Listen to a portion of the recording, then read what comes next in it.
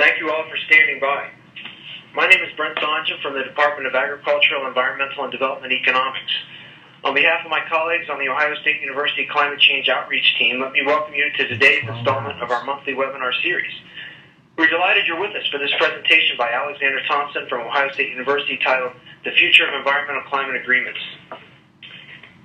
On that title, The Future of International Climate Agreements.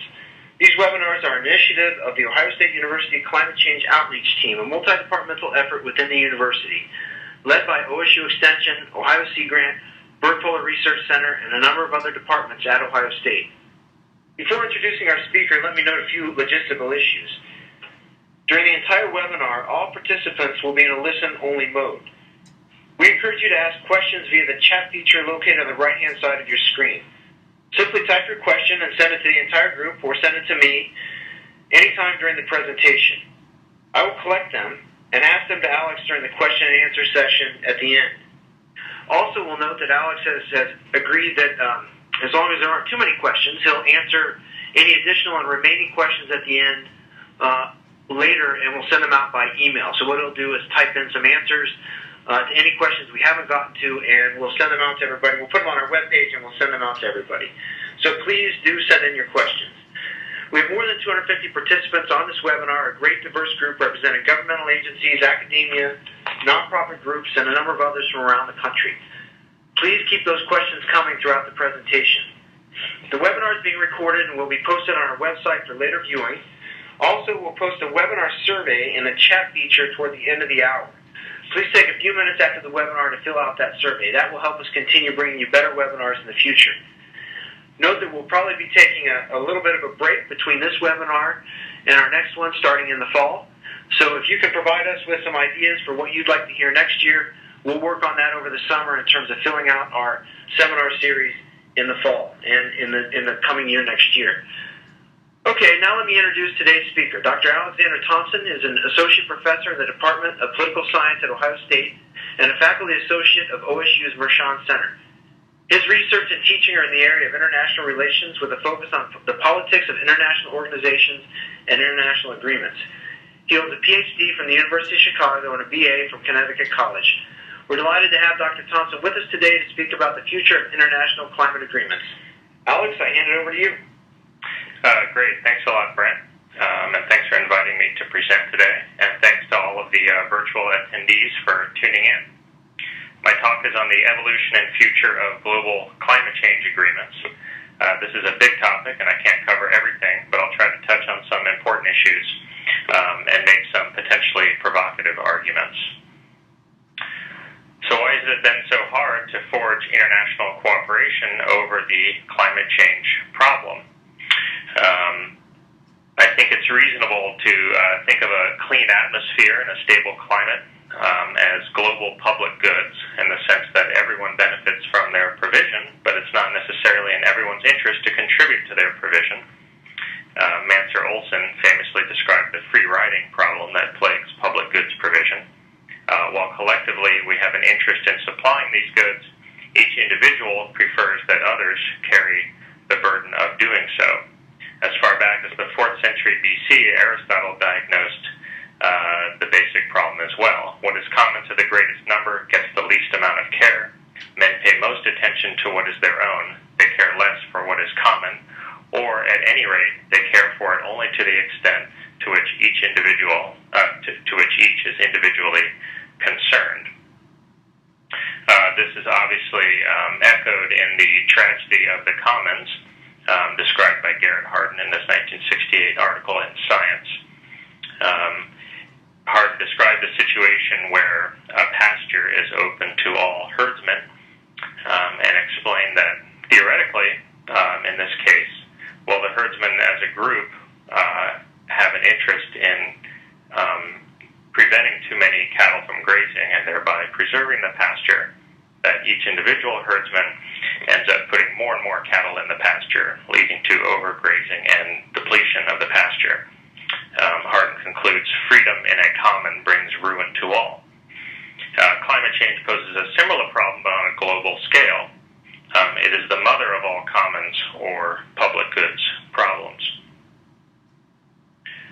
The most commonly advocated approach to solving problems like these involves top-down regulation.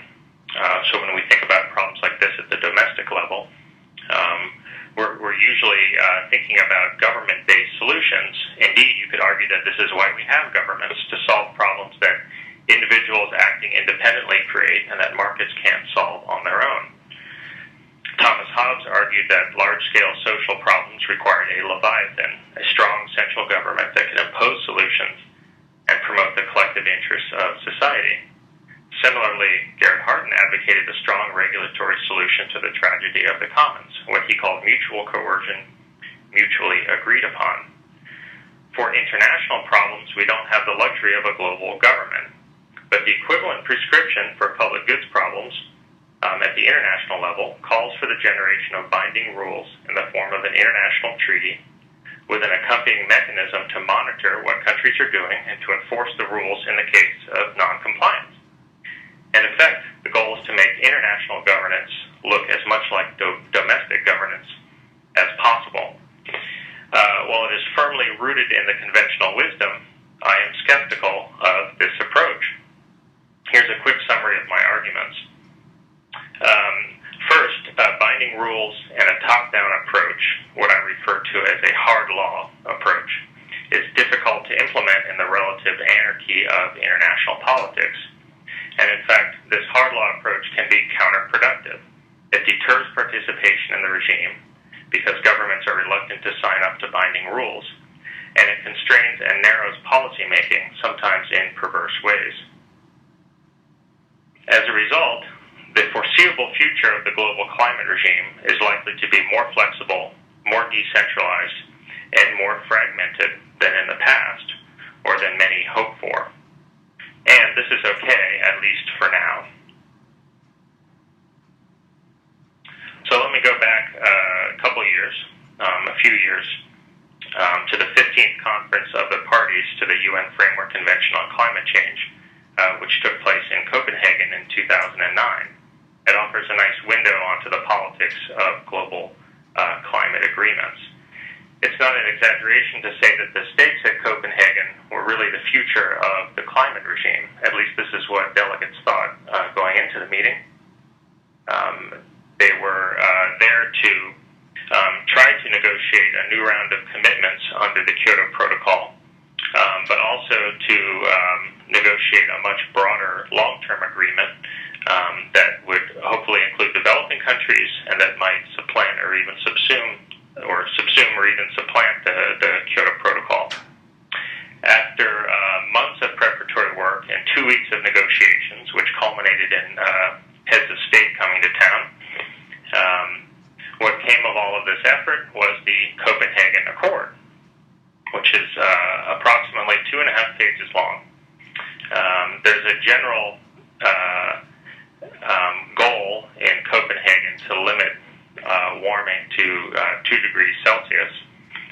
Note that no one country can be held accountable for a collective commitment such as this.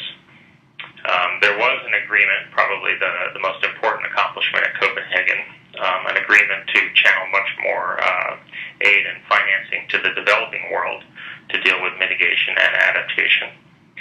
When it came to new obligations to reduce emissions, the delegates agreed only to pledges that would be decided on a national basis. So in other words, a bottom-up process.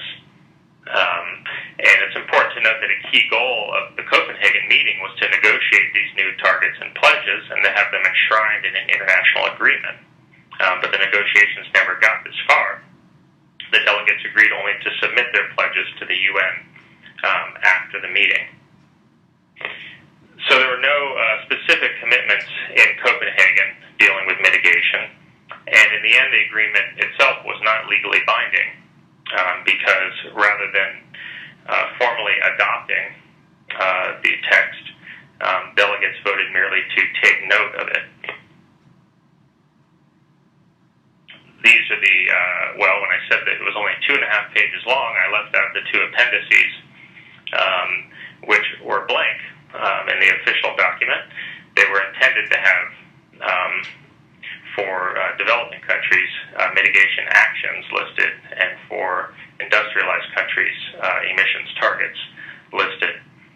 But as I mentioned, none were agreed on. So these were blank tables at the end of the Copenhagen Accord, which, to be fair, have been slowly filling up over time as these pledges have trickled in. So assessments of Copenhagen were generally negative. Greenpeace called Copenhagen a crime scene.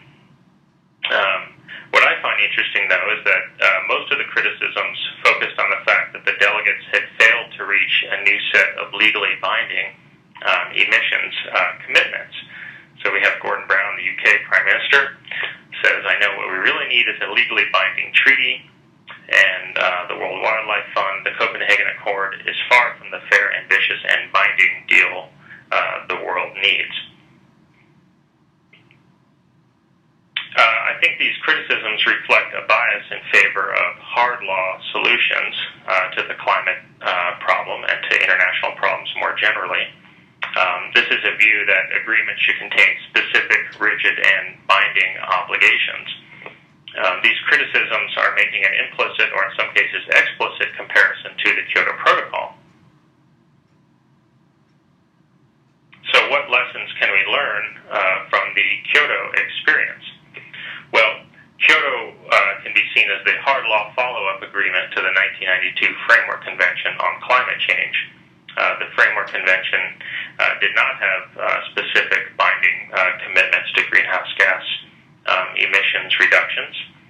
And so the whole point of negotiating a protocol to the Framework Convention was to move in a more binding direction. And indeed, the crowning achievement of Kyoto was its binding reduction targets. The main problem with Kyoto has been the limited participation by countries. There are a lot of sovereignty concerns with governments worried about tying their hands to reductions, which obviously creates a substantial need to change policies at the domestic level. These concerns were especially acute for developing countries, and as a result, there were no commitments for developing countries in Kyoto, only for 38 industrialized countries. Even for countries that signed the agreement, there were ratification hurdles that delayed and prevented participation. We all know that the United States did not ratify Kyoto. A few days after it was signed, Senator John Kerry was already warning that what we have here is not ratifiable in the Senate. And because of these ratification delays, the treaty did not enter into force until 2005. In other words, not enough countries had ratified the agreement for it to enter into force.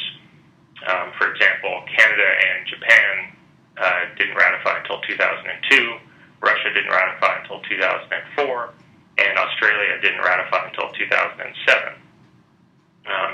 So you have this problem with moving towards a binding treaty, which is that a lot of countries are reluctant to participate.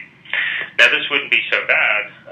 We generally assume that there's a trade-off, that if you have limited participation, at least you will get deep cooperation and high rates of compliance. But in fact, Kyoto offers the worst of both worlds. Relatively few countries signed on to targets.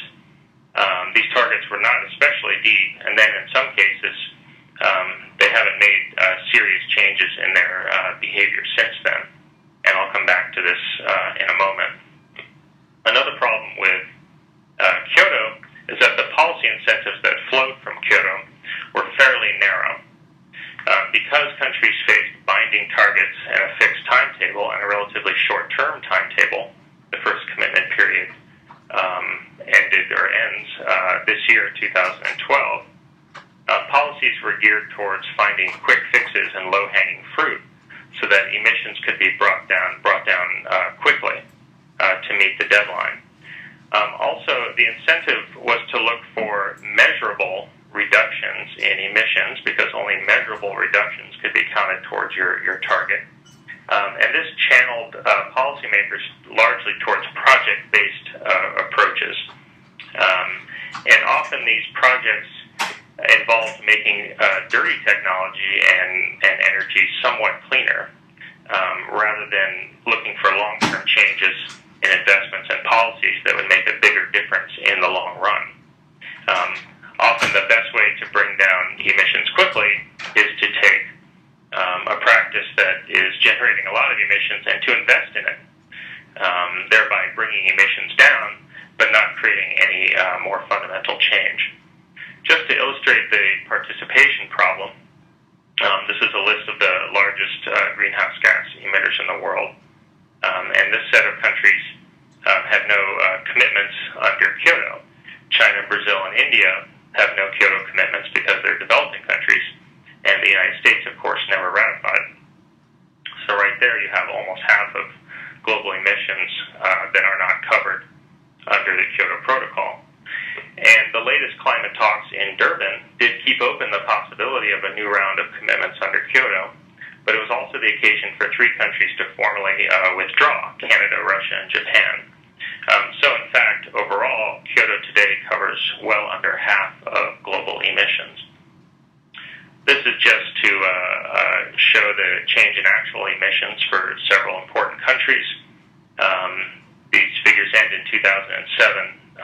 Partly it's more insightful because this is pre-global recession, and a lot of emissions have been going down since the recession, but we don't really want to give countries too much credit for that, since that wasn't the result of climate policy. But if we look by 2007, only Germany, Sweden, and the UK had made serious reductions in line with their Kyoto targets. So as I said before, we generally don't mind if we limit participation. We're willing to take the trade-off if that smaller number of participants engages in serious changes in behavior and exhibits high levels of compliance. But in this case, we don't get either.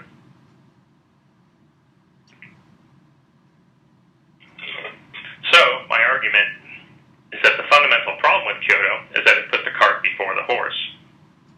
It codified binding rules without the underlying political will to reduce greenhouse gas emissions.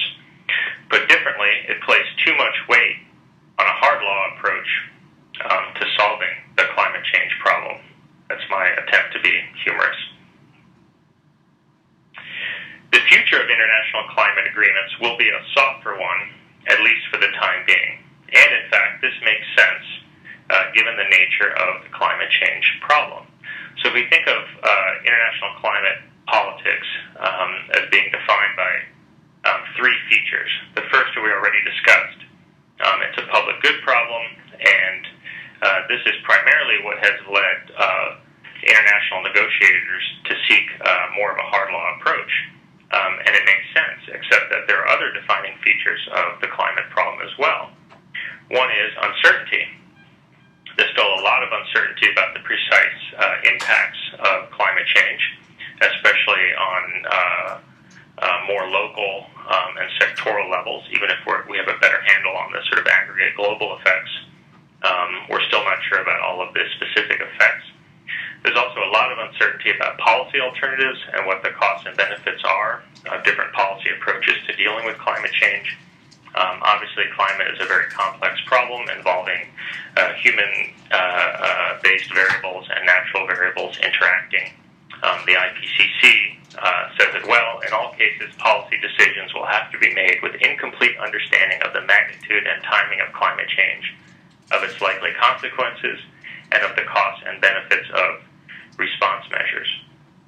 So in addition to uncertainty, what I see when I look at the climate change problem is a lot of heterogeneity across countries in terms of their interests and capacity with respect to climate change. To begin with, we have very uneven impacts across countries. Compare the small island states to Russia, for example. A lot of Russians believe they'll actually benefit from climate change. So we have dramatic differences across countries in terms of where their interests lie with respect to the climate problem. The cost of abatement varies a lot across countries as well. Some countries are much more dependent on fossil fuel use. Others, in contrast, have already robust renewable sector. or have large forests they can use for sinks, etc. Also, countries vary in terms of how constrained their leaders are politically when it comes to tackling the climate change problem. There's a lot of variation across countries in terms of interest group pressure and public opinion, and this affects how quickly and how far governments can go in taking costly measures to deal with the problem. This combination of uncertainty and heterogeneity calls for a more flexible and bottom-up approach to climate change agreements. Flexibility is often seen as a valuable response to uncertainty. It allows policymakers to adjust their obligations over time, or at least to adjust the mixture of policies that are being used to address the problem. Similarly, there's a large literature in political science and economics on the use of decentralization as a response to heterogeneity. A nice analogy is to a country like the United States, where there are a lot of differences across states. And so there are a lot of reasons not to impose uniform policies from the top down, but rather to differentiate across jurisdictions. And I see a similar approach as being virtuous in the context of climate change, where we're looking across countries as the relevant jurisdictions. And this combination of flexibility and decentralization has the potential to promote something like an adaptive management approach to dealing with climate change at the international level, which I think is especially valuable for a complex and evolving issue like climate change. What we would wind up with a more flexible and decentralized approach is, in effect, multi-level policy experiments going on around the world. And we can learn lessons from those and then update our policies. If we limit ourselves too much now in the short term, and I still think of climate change as being a fairly young issue, we still have a lot to learn about it, and if we limit ourselves, we won't have the ability to engage in this robust adaptive management over time, because we won't have as many policy experiments to learn from. A potentially instructive example here is to compare the United States to Canada. The U.S., of course, without Kyoto, is not a party to Kyoto and not subject to international commitments. Canada is a ratifier of Kyoto. And so if you look across these two countries, we see that there's actually a lot more activity and creativity across U.S. states than there has been across Canadian provinces in terms of climate policy. So in the U.S., for example, a lot of states have adopted renewable energy standards. We have some regional carbon trading schemes. One study of the U.S. by Barry Rabe at Michigan concludes that this burgeoning bottom-up process in the U.S. has involved essentially all imaginable options in the kit box of climate policy tools. He compares the U.S. to Canada and concludes that only one of the 10 provinces, Manitoba, begins to approach the 15 most active American states in terms of the breadth and rigor of its greenhouse gas reduction strategy. So, ironically, Kyoto participation had the effect of stifling or narrowing climate policy at the subnational level in Canada. A lot of provinces spent all their time sort of resisting top-down imposition from Ottawa, whereas in the U.S. There was more creativity and sort of a bottom-up spirit, more of a letting 1,000 flowers bloom type of attitude. So maybe Copenhagen wasn't such a disaster after all. 82 countries have submitted targets or actions under Copenhagen so far. In fact, the number has probably gone up since I created this slide, covering more than 80% of global emissions. Specifically, developing countries, including India and China, have made mitigation pledges for the first time, which is a real breakthrough. So whereas in the past they had always been deterred from even talking about mitigation, they now feel more comfortable doing so. Copenhagen and the subsequent meetings in Cancun and Durban also advanced a broader and more flexible approach to mitigation policy. For example, there's a lot more emphasis now on expanding the types of forestry and other sink activities that can count for mitigation. There's a lot of discussion of broader sectoral and programmatic approaches to mitigation, and a lot of these have a much longer time horizon. A lot of the discussion now is about how countries can adjust their development strategies to bring down greenhouse gas emissions in the long run, rather than the more narrow project-based approach that has been the bread and butter of Kyoto. We also see more and more effort to look beyond mitigation to other important climate issues. A big one is adaptation. At the latest climate meeting in Durban, the final details were worked out to operate an adaptation fund to finance projects and programs in the developing world related to climate resilience. At this point, with climate change already underway, this is a crucial component of the climate regime. What we also see, and what we'll see more of in the future, is heavier reliance on a wider variety of actors and organizations, so sort of moving the action partly away from the UN process, which isn't to say that the UN process is going to go away, but it will be complemented by many more actors and institutions at different levels. I'll give you some examples. The Climate Action Network, which is a network of NGOs, has worked alongside the UN to set standards for forest sinks. Also, we see regional emissions trading schemes popping up around the world.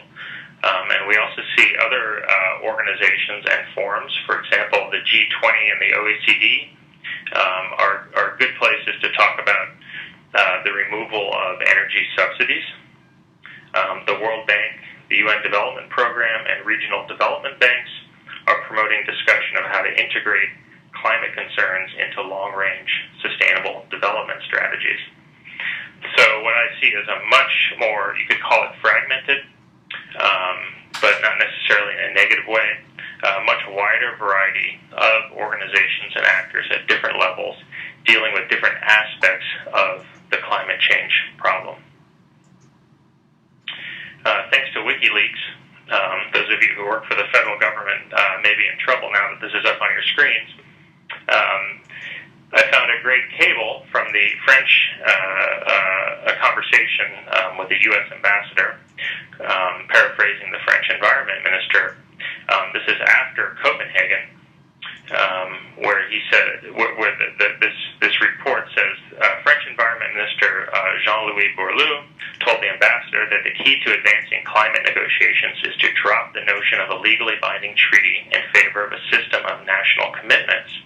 Bourlou argued that the key to implementing the equilibrium revealed at Copenhagen was an arrangement that would be voluntary.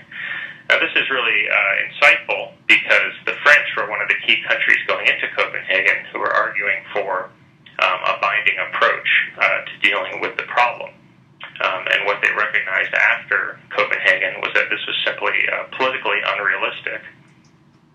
This is probably disappointing to many environmentalists and those concerned with solving the climate change problem in general. But without the advantage of a world government to impose the solution, any viable set of climate agreements will have to be self-sustaining and largely self-enforcing. In other words, governments will have to see it as being in their interest to join and comply. We have to find this political equilibrium first to provide a foundation on which to build a more ambitious and binding set of rules. Indeed, this is exactly what we have observed. At Durban last year, the delegates agreed to establish a new binding treaty by 2020. So it's quite likely that the regime will harden over time. But for now, I see quite a few benefits in living with a softer, more decentralized approach. Thanks, that's it.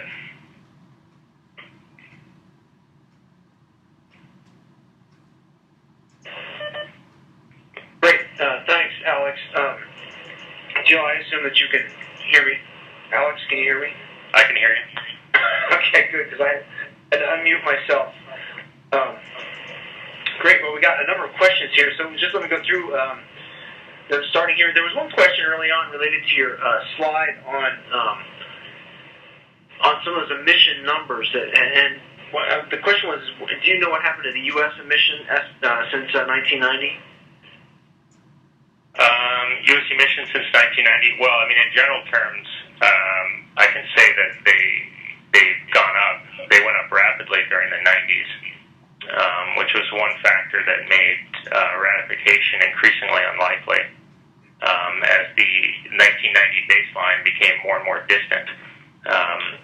So I don't have a specific figure in front of me, but the trajectory of U.S. emissions was sort of rapidly moving away from the 1990 baseline. Right. Yeah, and probably as you indicated, with most of the European economies, it's declined in the last few years. That's mainly due to the economic slowdown, right? Right. So we don't want to make too much of it. Now, I do want to. Actually, I might be able to get it up on the screen. Let me see how fancy I am. That's not it. That's not it. It's worth the wait, don't worry. Here we go. This is showing emissions across a bunch of countries. And you can see it's comparing it's looking at the percent change from 1990 to 2009. And so the countries with red arrows are the countries that have actually met or exceeded their Kyoto target. But in most of these cases, you can see there are a lot of Eastern and Central European countries. In most of these cases, the Kyoto target is being met just because of poor economic performance. It's not the result of policies designed to mitigate. So that's sort of the lesson here, that most of the countries that have reduced their emissions substantially have done so for reasons that have little to do with making a concerted effort to reduce emissions. Right. Great. So a few questions here revolved around this issue of what's happening in the U.S. and whether or not you've seen any studies or know of any information that's been able to detect whether any of and you kind of alluded to this in the conversation we just had, but have any of these bottom-up things that have gone on in the U.S. that you pointed out, have any of them been linked to reductions in GHG emissions? I mean, it's probably pretty hard in the last few years to figure that out, but have you seen any work on that?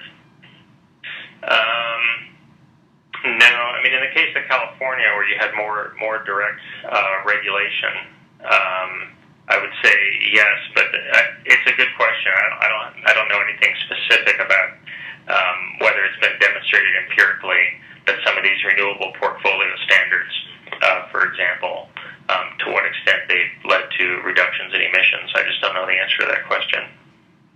Yeah, and it's probably it might take a few more years for that information to come out, because some of those things are relatively new, and of course the economic change since 2007 or 2008 has been pretty big, so hard to detect the difference there. Yeah, I mean, one thing you see in the U.S. is, arguments for policies that are climate friendly, but that aren't framed in terms of addressing the climate change problem. So, for example, you might have focus on renewable energy, but the argument for it is jobs creation, or the argument for it is energy independence. So you'd have to, one wouldn't necessarily want to focus on policies that are specifically designed as climate change policies. You'd want to definitely broaden the scope to see if you could find other policies that are, in effect, climate policies, even if they're not framed that way. Yeah, so thinking of that in the U.S. experience, and then thinking of what you know about globally, what's going on, there's a question here really about Portugal and the potential for that country to be fairly progressive. But if you thought of that, when you look around different countries around the world, who's progressive out there, and what are they doing? If you think of Germany or France or Brazil or China, I mean, when you look out there and you see countries having policies that are being effective, can you comment a little bit on what you're seeing? Right. I mean, one trick would be to separate sort of one-time fixes or one-time adjustments. For example, I mean, the UK moving towards natural gas, which helps a lot. But once you do it, what do you do next? Versus countries that have really adopted longer-term strategies. I mean, Germany seems like an obvious case, although I don't know what the implications are of moving away from nuclear power for Germany's emissions. But what I see in the countries that have been more progressive on climate, like Germany and France, is really a wide range of policies, and I think that's one of the keys. And you notice that opponents, or those who don't want to take costly action to deal with climate change, will tend to criticize individual policies by pointing out how little impact they will have. Say, well, why would we go through all the trouble of doing that if it's only going to reduce emissions by 0.5%? Well, if you do 100 different things and each of them reduces emissions by 0.5%, then suddenly you're starting to look pretty good. And so I think the countries that have been really aggressive or really effective at reducing emissions have adopted a broad-based approach, which I also think is advisable for political reasons as well, because you have these different policy approaches that can be adjusted over time. If some are working better than others, if some are subject to political backlash more than others, you can sort of adjust the portfolio of your climate policies over time. So, well, you mentioned Germany and sort of long-term versus short-term, and I guess one of the stories, and we got a question about Germany, what they've done so successfully, but I want to add a little bit of my own two cents on that. Is my thought has always been that historically Germany negotiated a fantastic position. They merged, West Germany and East Germany merged, and East Germany had imploded. So they really had a really good opportunity. That is, their industrial production went down dramatically. Their output of greenhouse gas emissions went down dramatically, and they negotiated that into Kyoto Protocol. So it looks like they were very successful, but all of that would have happened anyways. But yet they're kind of, they are a success story by some measures. And there were some questions about Germany and what they've done to be successful. So what's your thought? Have they been successful? And what have they done to be successful? Right. Well, okay, I take your initial point, which is that I used the term low-hanging fruit earlier. Germany had a lot of low-hanging fruit after unification just because there are a lot of dirty energy plants and manufacturing in East Germany. But if you look at, and it's easy to find online, I mean, if you look at the German climate change policy, it's this interesting combination of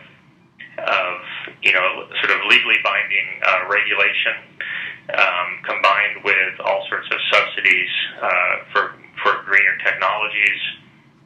So it's pretty comprehensive. It's multi-sector. So I don't know. I guess I'm not as quite as cynical about it. Although I definitely concede that a lot of the initial reductions that Germany was able to achieve were the result of unification. But also keep in mind that after the EU as a group adopted a Kyoto commitment, and within the EU, they've negotiated their own separate commitments amongst themselves. And Germany took on a much more ambitious commitment than most other EU countries inside what's referred to as the EU bubble. So I think that they haven't simply rested on their laurels and taken advantage of some of that low-hanging fruit. They've gone beyond that. Great. Well, when you look at these different countries, we all know the political situation in the U.S., which is very divided, or seems to be divided. I mean, do we see and particularly with respect to climate change policy, as well as most every other policy, I guess. But when you look globally, I mean, do other countries face the same kind of political dilemma we have here? There were several questions along this line. Right. Are other countries as split as we are on climate change? We are, I'm trying to think if I included a slide on this. No, I didn't. If you look at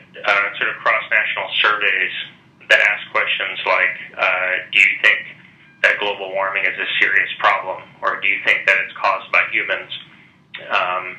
What you see is that the U.S. does tend to be an outlier among sort of advanced industrialized countries. Not an extreme outlier, but we're towards the end of being more skeptical that climate change is a serious problem.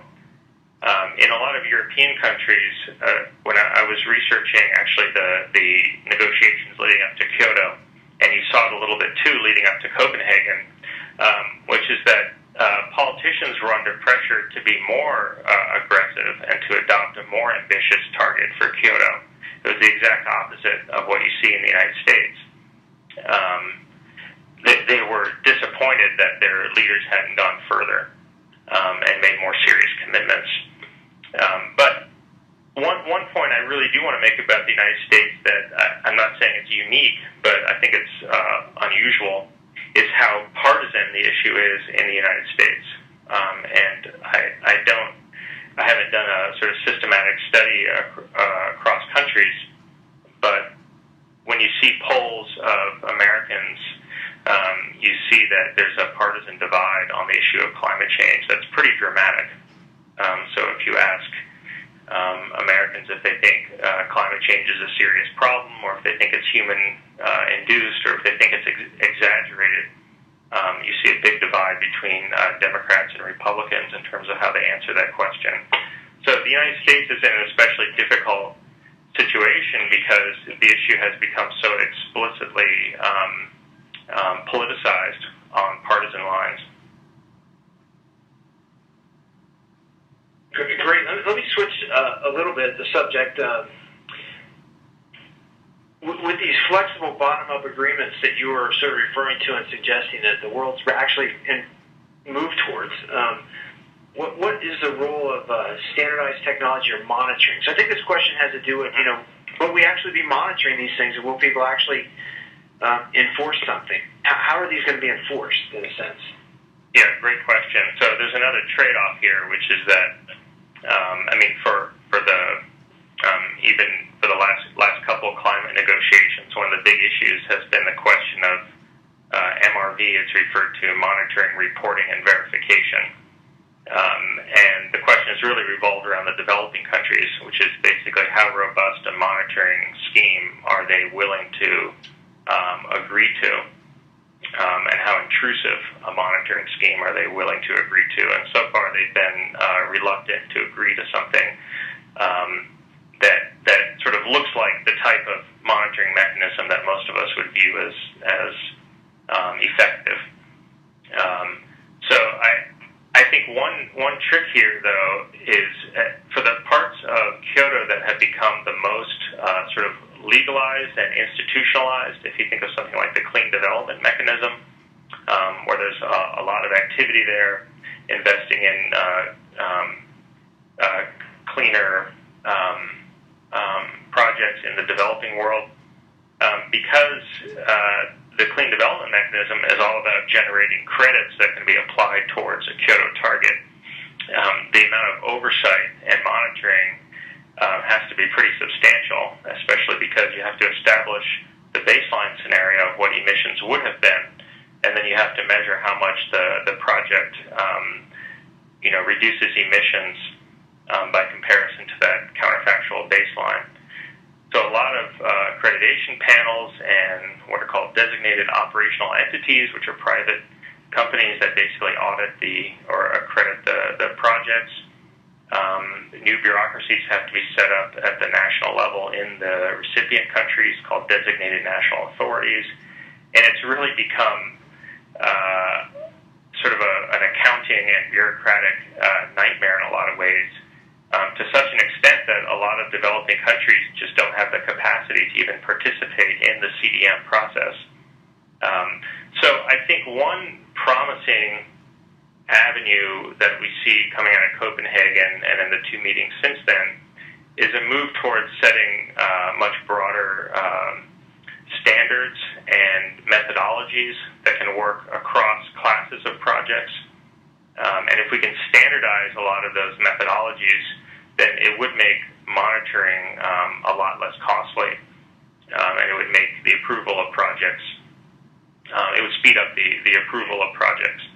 So I'm on the one hand, I like the idea of having really robust monitoring and enforcement. On the other hand, I know that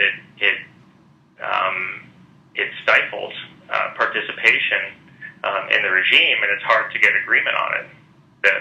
A fairly elaborate enforcement mechanism was laid out for Kyoto, but it was never adopted as legally binding.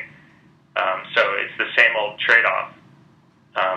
Countries are just reluctant to cede too much sovereignty, especially at the global level. Yeah, so you were talking a little bit there about some of these. You're starting to talk about some of these longer-term policies, and you talked a lot in your presentation about longer-term policies, and there were, several questions on that along the lines of that. So, when you're thinking of longer-term policies, could you talk a little bit more about some of the types of things that you would see? I'm thinking, I think you made mention of, things that would shift you towards a cleaner energy supply in the future, et cetera, et cetera. But what, when you sort of political scientists talk about the long-term policies, what do you think about? Okay. One example could be, renewable energy standards. Subsidies could be an example. If you want to subsidize renewable energy, R&D could be an example of a longer-term policy. Infrastructure, investments. If you think about, investing in your electrical grid, policies like this. And so what I see as, everything I just listed seems like a totally reasonable part of a set of climate change policies, but are less appealing if you're trying to count up emissions reductions in the short term. I should say that one possibility, because we do want eventually to have binding commitments to emissions reductions, and an appealing approach, which seems to be the direction the climate regime is moving in, is to have short-term targets, but also longer-term targets, so that you have an incentive both to do things right away to reduce emissions, but also make some of these longer-term investments. Okay, so some of the longer-term policies you're thinking about are ones that are harder to quantify. And if you're actually trying to meet a target, they're not the kinds of things that you could quantify. Well, except if you think about it, you could, if you could come up with a methodology or a set of standards. So if you could have some way to give governments credit for engaging in certain classes of policies, that would obviously have to meet a set of standards.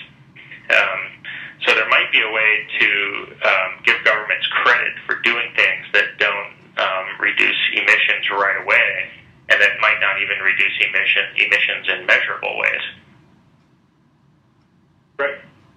Well, no, I think that really answers the question well, I think. So in policy circles, you guys are thinking, maybe we should be evolving towards a set of short-term goals and long-term goals, and long-term goals are going to be the ones that really shift our supply of energy from one thing to another. And the short-term goals might be those things like you talked about that would clean up some factories here and there. Right.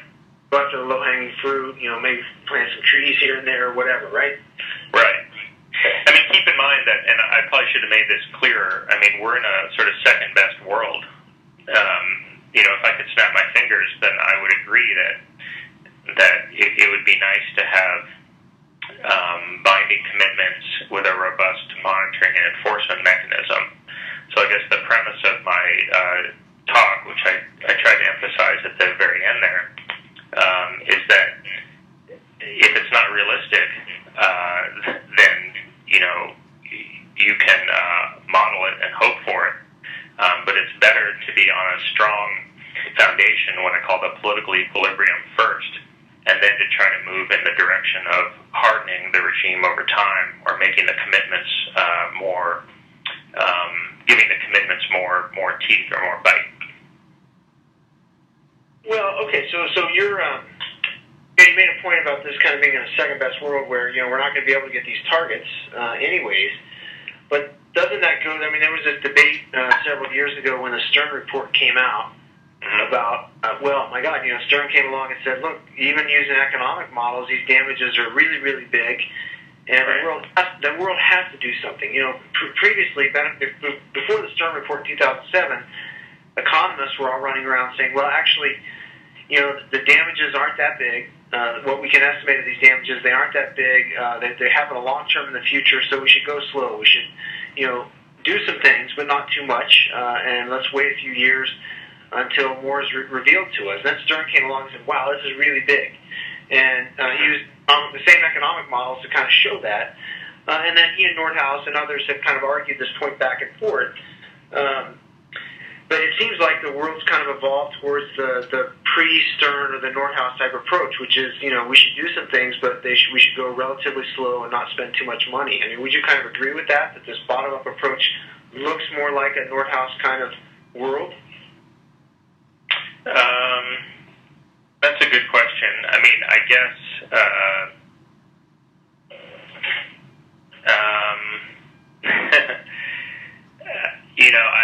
I guess what I view is more of a multi-speed approach where some countries and some regions are moving ahead quite quickly, while others are moving ahead more slowly. So I guess for me, it would depend. Getting back to the issue of sort of political will, I think the EU will look more like the Stern model, where they basically made the calculation that inaction is more expensive than action, right? Whereas other industrialized countries that have less political will, it would look more like what you're calling a Nordhaus approach. And then other parts of the world, including large parts of the developing world, there'll be as much emphasis on adaptation as there will be on mitigation. So I guess I see a mixture, and rather than sort of a single characterization of the global regime. So now thinking of that, though, there were a lot. There are at least three questions here on this issue of what kinds of things would tilt us more towards the European model as a world. I mean, could you imagine? Okay, so one person just said, look, it doesn't seem like this soft, non-binding, decentralized approach will prevent more than 450 parts per million or 2 degrees of centigrade temperature change. So what things need to happen to move us off that? And someone else asked, our water resources, and some of the, debates we're having about the availability of water and water supplies globally, could these be some of the things that push us towards more, back towards the binding approach, sort of even more quickly than 2020? Right. Well, I think a couple things, and this might not be very satisfying, but one is, as the impacts, as we begin to feel the impacts, some people might have seen some of the news this week.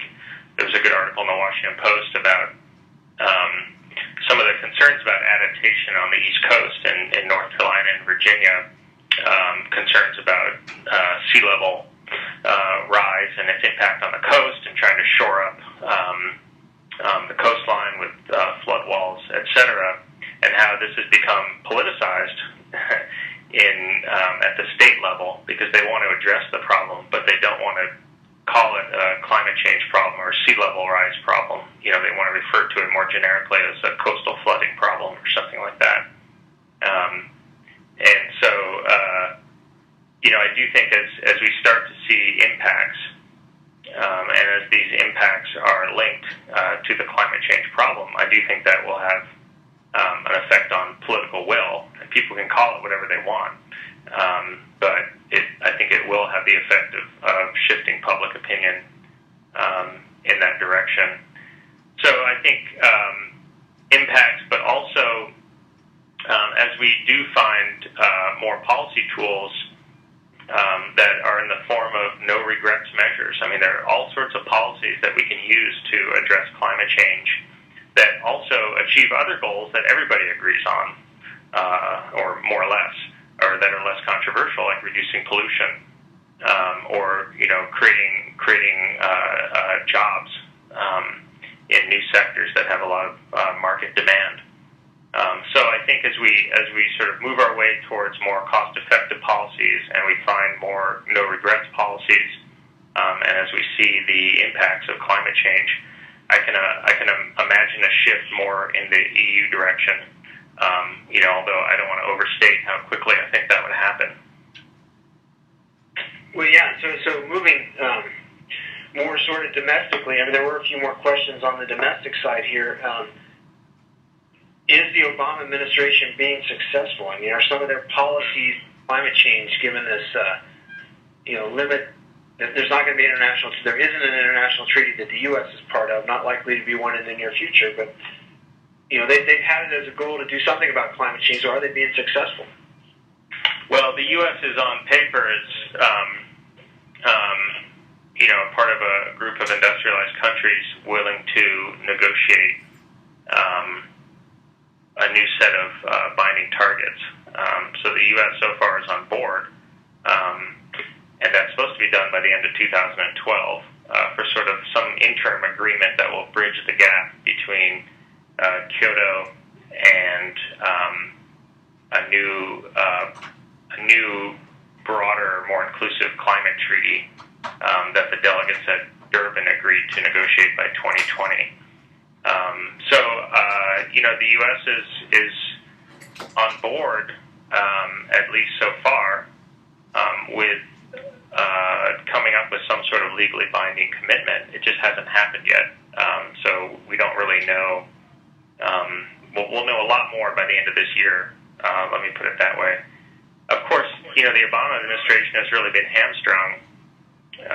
The last real climate legislation in the U.S. was in 2010 with Kerry and Lieberman, and that didn't get anywhere. And now the situation is even bleaker. Obviously, the situation in the House is hopeless, but even in the Senate, it's not looking too good to address climate change anytime soon.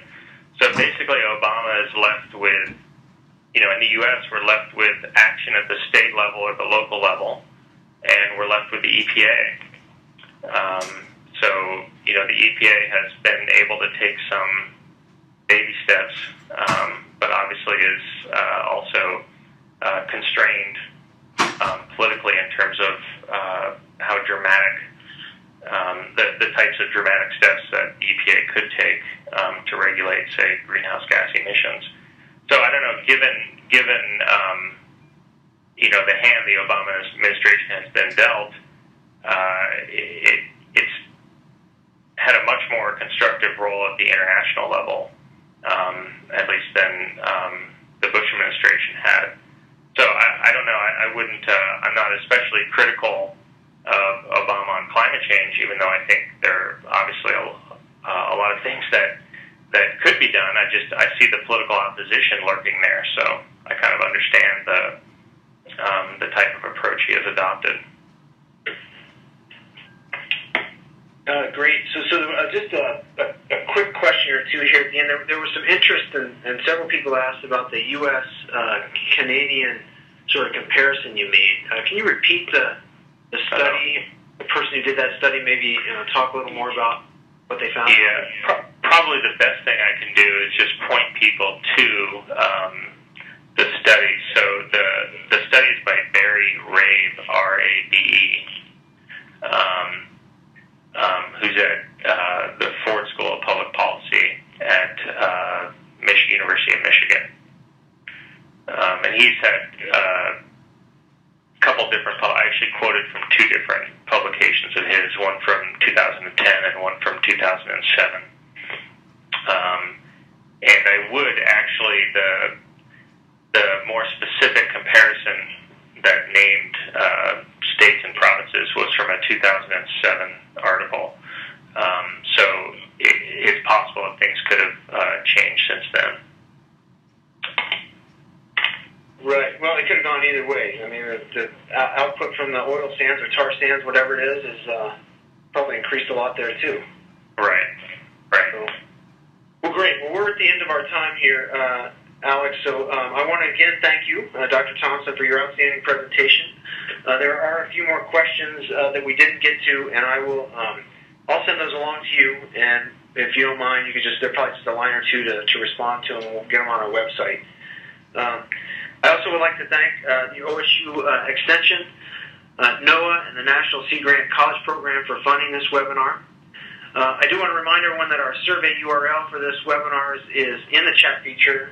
Jill Gentis has put it there.